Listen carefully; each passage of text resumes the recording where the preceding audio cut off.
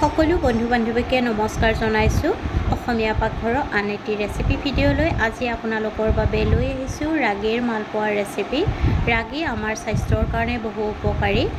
যদি আপোনালোকৰ ৰেচিপিটো ভাল লাগে তেতিয়াহ'লে লাইক, কমেণ্ট, শ্বেয়াৰ আৰু চেনেলটো যদি মোৰ এতিয়ালৈকে ছাবস্ক্ৰাইব কৰা নাই ছাবস্ক্ৰাইব কৰি ল'ব।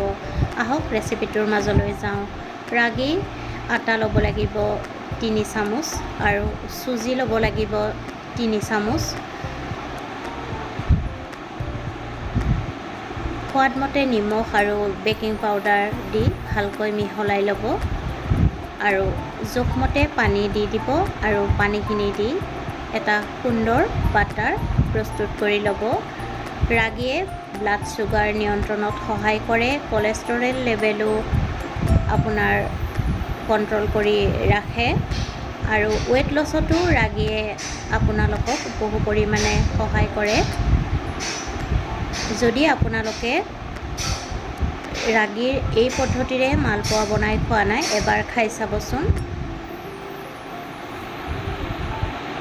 এয়া বাটাৰটো ৰেডি হৈ গৈছে।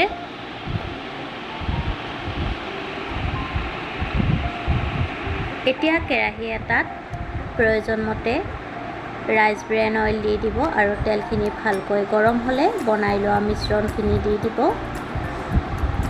আৰু তাৰপিছত কোমল হোৱালৈকে আৰু ক্ৰিস্পি হোৱালৈকে ভাজি ল'ব।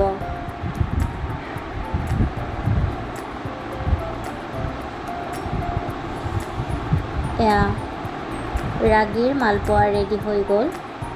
যদি ৰেচিপিটো আপোনালোকৰ ভাল লাগিছে তেতিয়াহ'লে ৰেচিপিটো আপোনালোকৰ বন্ধু বান্ধৱীৰ সৈতে শ্বেয়াৰ কৰি দিব। পুনৰ উপস্থিত হ'ম এটি নতুন ৰেচিপি ভিডিঅ'লৈ। আজিলৈ আহিলোঁ, ধন্যবাদ।